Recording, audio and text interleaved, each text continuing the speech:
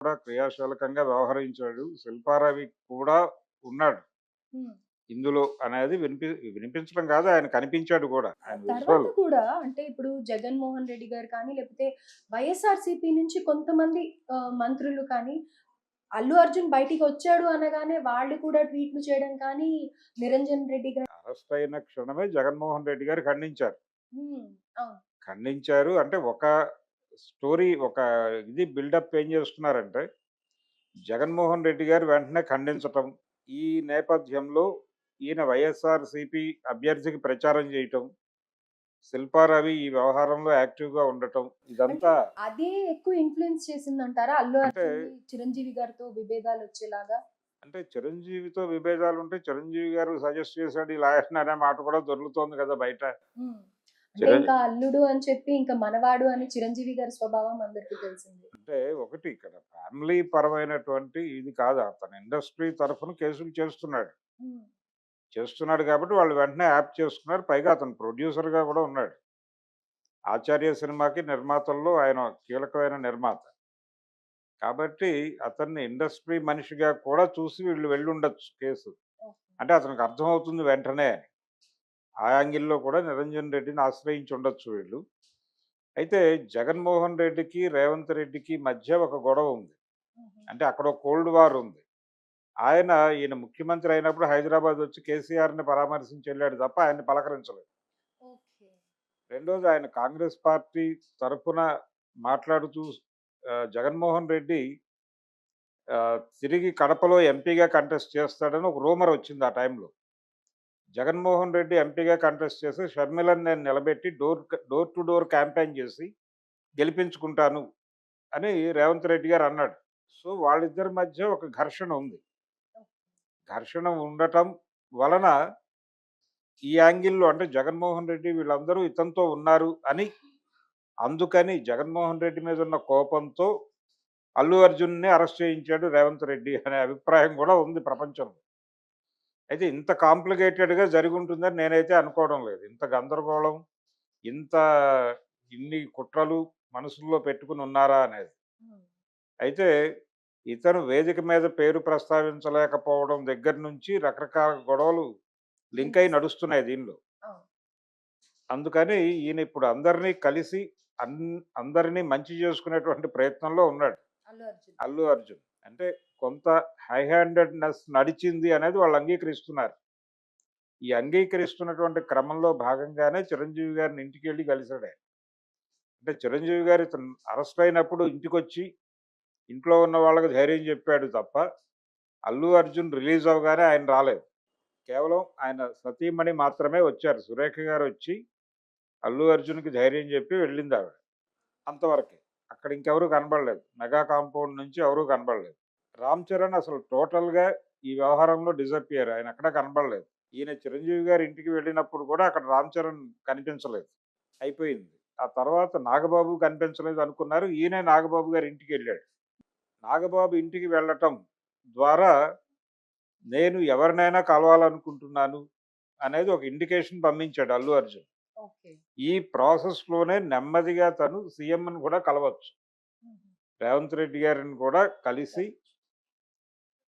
తిరిగి అంటే ఇప్పుడు రకరకాల వాదనలు వినిపిస్తున్నాయి దీనిలో.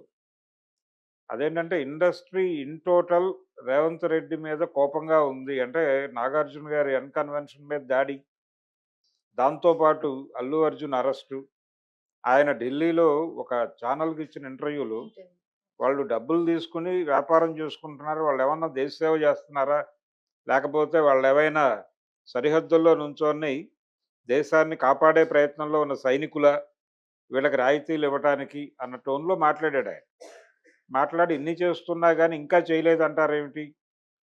అక్కడ ఇన్సిడెంట్ జరిగింది కాబట్టి అరెస్ట్ చేసాం. దీనిలో అతను బయటెందుకు చేతులూపాలి? థియేటర్‌లోకెళ్ళి చేతులూపొచ్చు కదా! అని కూడా మాట్లాడాడాయన. అవును. అది అందరూ అభిప్రాయపడింది. అంటే బయట ఆ విన్యాసాలు చేయకుండా ఉండాల్సింది. ఎందుకంటే ఆ స్పేస్ చాలా రెస్ట్రిక్టెడ్‌గా ఉంటుంది. అక్కడ గట్టిగా 10 కార్లు పెడితే సరిపోని పరిస్థితి. అలాంటిది దాదాపు 200 కార్లొచ్చున్నాయక్కడ. బయటంతా బ్లాక్ అయిపోయి ఉంది. ఈ గందరగోళం మధ్యలో ఈయన అక్కడికొచ్చాడు. ఈయన ఫ్యాన్స్ వచ్చారు. ఫ్యాన్స్‌కి అంటే మెసేజ్‌లు వెళ్ళినాయి. మెసేజ్‌లు చేసి ఫ్యాన్స్‌ని అక్కడికి రప్పించారు వీళ్ళు. రప్పించి అదొక ఈవెంట్‌గా చేయదలుచుకున్నారు. ఈ ఈవెంట్‌ని ప్రమోట్ చేయటం ద్వారా క్యాష్ చేసుకోదలుచుకున్నారు వాళ్ళు. సినిమాని ప్రమోట్ చేసి. అంటే కేవలం వ్యాపార దృక్పథమే. డబ్బుల కోసం చేసిన పనది. హ్మ్. అందుకని ఈ ప్రయత్నంలో భాగంగా ఈ హడావిడిలో ఆవిడ చనిపోయింది. ఆవిడ తన కొడుక్కి సినిమా చూపించడం కోసం 1200 పెట్టి టికెట్లు కొనుక్కొని వచ్చారాళ్ళు. ఒక్కొక్క టికెట్టు 1200కి కొనుక్కొని వచ్చారు వాళ్ళు. ఏమి ఊరికనే రాలేదు థియేటర్ దగ్గరికి. నిజానికి వాళ్ళేమనుకుని ఉంటారు, థియేటర్‌లోకి హ్యాపీగా వెళ్లి సినిమా చూసి ఇంటికెళ్ళిపోవచ్చు అనుకుంటారు గానీ, ఈ గోల ఉంటుందని ఎక్స్‌పెక్ట్ చేయరు వాళ్ళు. ఈ అన్‌ఎక్స్‌పెక్టెడ్‌గా వాళ్ళకి జరిగింది. వీళ్ళు కనీసం ఊహించుండాలి. ఈ ఈవెంట్ డిజైనర్స్‌కి కనీసం ఇలాంటివి జరిగే ఛాన్స్ ఉంది అని అనుకోవాలి వాళ్ళు. స్పేస్ తక్కువుంది కాబట్టి. ఇవన్నీ కూడా రేవంత్ రెడ్డి మాట్లాడక ముందే చాలామంది మాట్లాడారు. దీని నుంచే రేవంత్ రెడ్డి కొంత జిస్ట్ తీసుకొని మాట్లాడాడు. రెండోది ప్రభుత్వానికి అంటే పోలీస్ డిపార్ట్మెంట్‌కి ముందే చెప్పామన్నారు వాళ్ళు. చెప్తే చెప్పుండొచ్చు. పోలీసులు కూడా కొంత ఓవర్ లుక్‌లో ఉండుంటే, మీకు ప్రోగ్రామ్ చేసేటప్పుడు పరిస్థితి అర్థమవుతుంది కదా అక్కడ. హ్మ్. అర్థమైనప్పుడు మీకు మీరు రిస్ట్రిక్ట్ అవ్వచ్చు కదా కనీసం. థియేటర్‌లోకి వెళ్ళాలని అనుకోవాలి కదా! మీరు అనుకోలా. అనుకోకుండా మీ పద్ధతిలో మీరు చేశారు. ఆవిడ చనిపోయింది. అంటే తప్పు ఎటువైపు నుంచి చూసినా ఇతని వైపు తిరుగుతోంది ముల్లు. పైగా అతను చెప్పాడు. ఇతన్ని 11గా పెట్టాము. ఇంకా ముందు చాలామందున్నారు అని. అవును. ఇంత ఈ మాటల నేపథ్యంలో ఇండస్ట్రీ మీద ఆయనకేదో కోపముంది. కాబట్టి ఇండస్ట్రీ ప్రతాపం ఏమిటో చూపించాలనుకుంటోంది ఇండస్ట్రీ కూడా. సినిమా పరిశ్రమ ఇలాగే వ్యవహరిస్తే అంటే సినిమా పరిశ్రమ పట్ల రేవంత్ రెడ్డి గారు ఇలాగే వ్యవహరిస్తే మేమందరం ఇక్కడి నుంచి ఆంధ్రాకి రైట్. షిఫ్ట్ అయిపోతాం అనేటువంటి ఒక హెచ్చరిక జారీ చేయడానికి సిద్ధంగా ఉన్నారు ఇండస్ట్రీ పెద్దలు అని కూడా చాలామంది రాసేస్తున్నారు. రైట్. కానీ అంత పరిస్థితి కూడా ఉంటుందని నేను అనుకోవడం లేదు. అల్లు అర్జున్ వెళ్ళి కలుస్తాడు. చిరంజీవిని ఎలా కలిసాడో, నాగబాబుని ఎలా కలిసాడో, రేవంత్ రెడ్డి గారిని కూడా కలవచ్చు. అంటే అరవింద్ గారికి పరిస్థితి అర్థమైంది. దీన్ని సాధారణ స్థితికి తీసుకురావడానికి ఏం చెయ్యాలో ఆ తిప్పలు పడుతున్నాడాయన. ఓకే. ఇది నెమ్మదిగా జరుగుతుంది ఒక ప్రాసెస్‌లో. సో, ప్రస్తుతానికైతే మెగా కాంపౌండ్‌కి, అల్లు కాంపౌండ్‌కి మధ్య ఉన్నటువంటి విభేదాలు కొంత మేరకు తగ్గినట్టే. వీళ్ళు కూడా కొంత కన్సిడర్ చేశారు అతన్ని. అంటే నాగబాబు గారు ఆయన్ని రిసీవ్ చేసుకున్న పద్ధతి అదంతా చూస్తే. అలాగే పవన్ కళ్యాణ్ గారు హైదరాబాద్ వచ్చి ఈయన్ని కలుస్తాడు అని అనుకున్నారు కానీ కలవలేదు ఆయన. హ్మ్. కలవలేదు అంటే ఇంకా స్టేటస్ కో మెయింటైన్ అవుతుంది. అంటే వాళ్ళ గోడలు ఇంకా పూర్తిగా పగిలిపోలేదు. ఓకే. అలాగే ఉన్నాయి. అంటే ఇతను తన గుర్తింపు కోసం తను ప్రయత్నం చేస్తున్నాడు. కాబట్టి మనం కూడా వెళ్ళి మరీ అంత ఇంటిమేట్‌గా ఉండాల్సిన అవసరం లేదు. ఏదైనా ఇష్యూ బేస్డ్‌గానే ఉందాం అనేది ఆయన ఇండికేట్ చేస్తూ ఆ మాట అన్నాడు. రైట్. పెరుగుట విరుగుట కొరకే అన్న టైప్‌లో ఆయన చేసినటువంటి ట్వీట్ కూడా కలిసి ఉంటే కలదు సుఖం, విడిపోతే నష్టం ఏంటో నీకు అర్థమై ఉండాలి గదా! అందుకని ఇతని వైపు నుంచే కోరుకుంటున్నారు వాళ్ళు. ఓకే. ఇప్పుడు ఈయన వెళ్ళి అక్కడ చంద్రబాబు ఫోన్ చేశాడు అరవింద్ గారికి. మీరేమి ఆందోళన పడకండి, ఏం కాదు అని.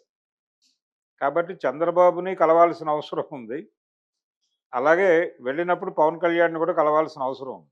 సో, ఓన్ బ్రాండ్ నిలుపుకోవాలి అన్న దీంట్లో ఏవేవో తప్పులు రాంగ్ స్టెప్స్ ఏస్తూ వెళ్లారు. ఇప్పుడు మళ్ళీ అవి కరెక్ట్ కాదు అని చెప్పి అందరిని ఆశ్రయించడం జరుగుతుంది. అంతే. అంటే ఇది జరుగుతుంది. అవును. ఇలాంటిది జరుగుతుంది. అయితే ఎక్కడ కలిసుండాలి, ఎక్కడ తన ఉనికిని నిలబెట్టుకోవాలి అనేది తెలియాలి. హ్మ్. హ్మ్. తెలియకుండా వన్ సైడెడ్‌గా వెళ్ళటం వలన జరిగిన ప్రమాదం. అందుకని ఇప్పుడు అందరిని కలుపుకొని వెళ్ళటానికి ప్రయత్నం చేస్తున్నారు. రైట్. ఆ ప్రయత్నంలో భాగంగా ఆయన పవన్ కళ్యాణ్ వచ్చి ఈయన్ని కలవటం కంటే కూడా ఈయన వెళ్లి కలవటమే మంచిది. రైట్.